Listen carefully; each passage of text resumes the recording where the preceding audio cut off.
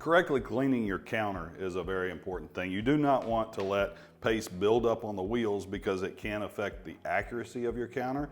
So cleaning the counter properly is very important though. You do not want to get water into the housing of this counter. You do not want to put it under running water, but it does need to be kept clean.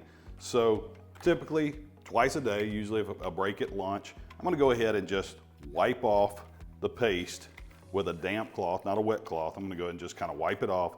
And if there's dried paste on the edges, that's going to go ahead and soften it up. I'm going to take a toothbrush or some other stiff bristle brush, nothing too hard, not a wire brush or anything like that, but something with soft, stiff bristles enough to get the paste off. And I'm just going to work that off in this manner until it's clean, and then just wipe it off again with a damp rag. Again, do not get water inside this. Never submerge it into water.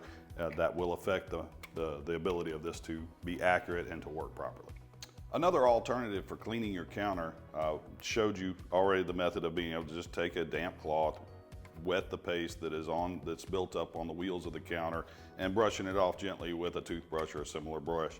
Another method, at the end of the day, when you have dried paste on your wheels, you can wrap that wheel in some adhesive tape, any type of tape, painter's tape will work.